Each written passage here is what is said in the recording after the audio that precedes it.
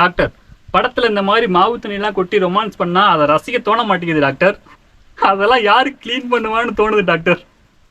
இந்த மாதிரி யோசிக்காம இருக்கிறது ஏதாவது மருந்து எழுதி கொடுங்க டாக்டர்.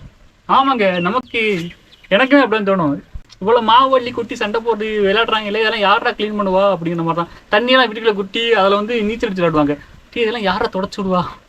ஃபேனை போட்டு அதாவது காமிச்சிடும். அதே ரசியம் இருந்தாலும் இப்போ இப்படி மாவு கொட்டி விளாட்றாங்களா, காலையெல்லாம் குளிச்சிருப்பாங்க, இவன் மறுபடியும் போய் குளிக்கணும். ஒரு நாளைக்கு ஒரு தடவை குளிக்கிறது பெரிய விஷயம். 2 தடவை எப்படா குளிக்கிறது அப்படிங்கிற மாதிரி தோணும். ஆனால் ஹெச்டி போயிடும். வயசாகுதுல அப்படிதான் தோணும், வேற வழி இல்லை. ஒரு நாளும் உனை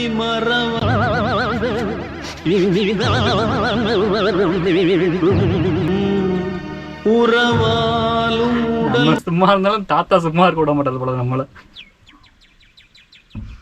தாத்தா இந்த மாதிரி தாத்தா பாட்டு கேட்கறது போலாம். நம்ம அனிருத் ஐயா ஹிப்ஹாப் சரிகம பத்னிசா அப்புறம் அந்த மாதிரி பாட்டு கேட்டு பழச மறந்துட்டு புதுசாக வாழ்வோம் ப்ரோ. இந்த வீடியோ முடிச்சுக்கலாம். வீடியோ பிடிச்ச லைக் பண்ணி கமெண்ட் பண்ணுங்க.